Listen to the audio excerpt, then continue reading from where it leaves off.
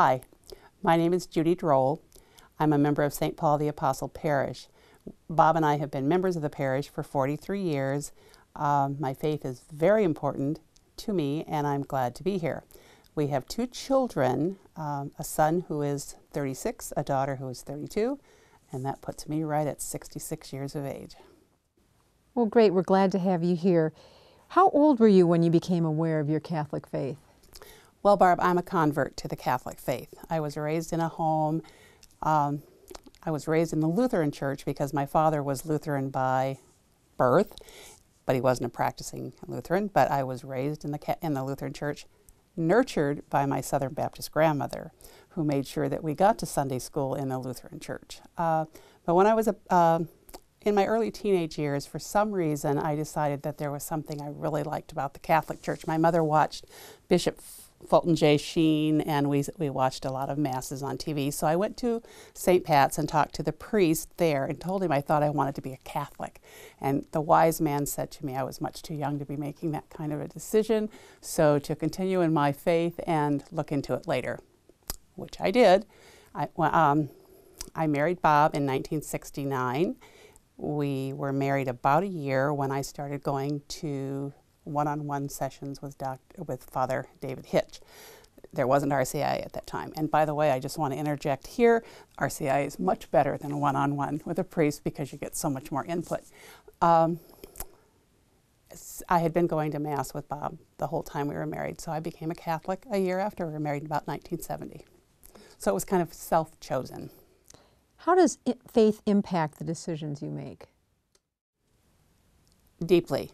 I don't think I like to think that I make decisions that I don't realize not only affect me, but affect my family, my community, and God's world.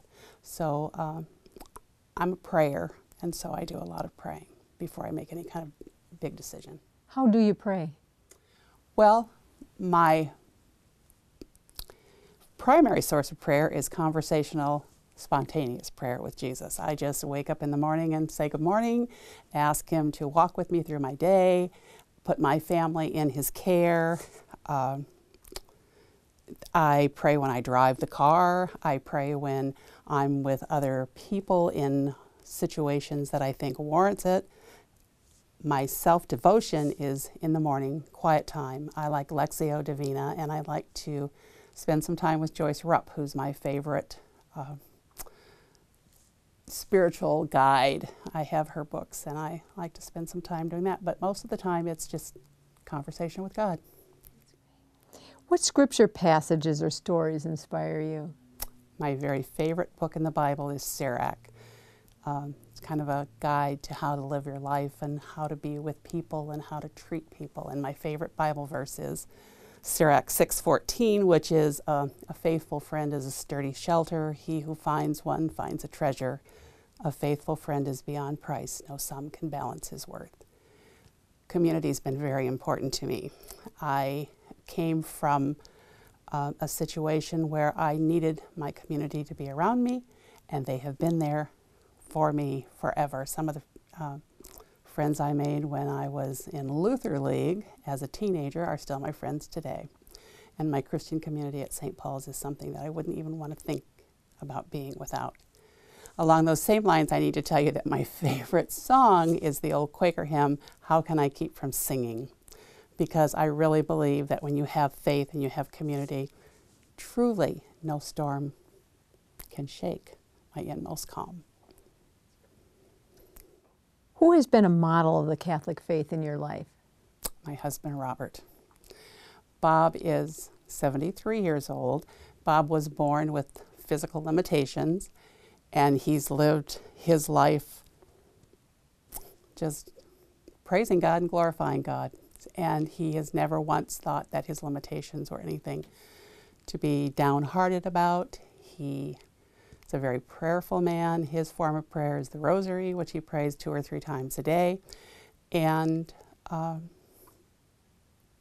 he's peaceful.